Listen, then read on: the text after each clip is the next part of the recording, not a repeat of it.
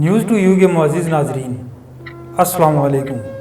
تاریخ کے جھروکوں سے آپ کو خوش آمدید کہتے ہیں۔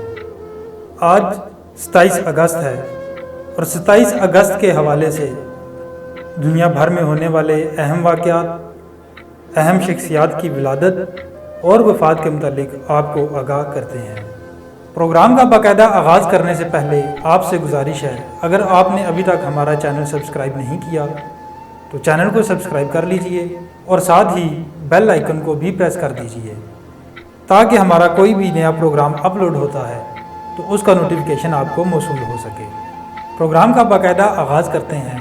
27 اگست 1955 کو 197 صفحات پر مشتمل ایک ایڈیشن جاری کیا گیا جسے دنیا آج گنیز بک آف ریکارڈ کے نام سے جانتی ہے۔ یہ ایڈیشن برطانیہ میں سب سے زیادہ فروخت ہونے والے ایڈیشن کی لسٹ میں سب سے اوپر رہا۔ 27 اگست 1896 کو سلطنت زنجبار اور سلطنت برطانیہ کے درمیان دنیا کی مختصر ترین جنگ ہوئی جسے اینگلو زنجباری جنگ کہا جاتا ہے۔ یہ جنگ صرف 38 منٹ تک جاری رہی۔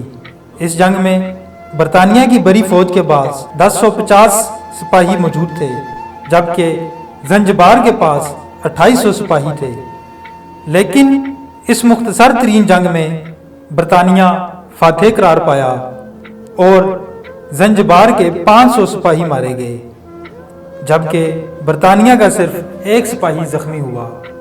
27 اگست 1694 میں برطانیہ کے مرکزی بینک آف انگلینڈ کو قانونی حیثیت حاصل ہوئی، تاہم بینک کی بنیاد 27 جولائی 1994 کو رکھی گئی تھی۔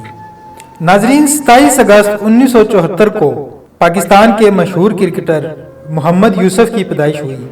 ان کا تعلق ایک مسیحی خاندان سے تھا اور کرکٹ کے میدان میں قدم رکھنے کے بعد محمد یوسف نے اسلام قبول کر لیا۔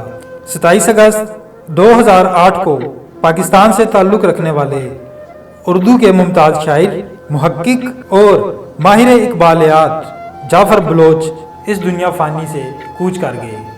ناظرین، 27 اگست کے حوالے سے یہ دنیا بھر میں ہونے والے اہم واقعات، اہم شخصیات کی ولادت اور وفات کے متعلق آپ کو اس پروگرام میں آگاہ کیا گیا۔ مزید اس طرح کی ویڈیوز کے لیے دیکھتے رہیے نیوز ٹو یو اور وزٹ کیجئے ہماری ویب سائٹ news2u.com.pk۔ اجازت دیجیے، اللہ حافظ۔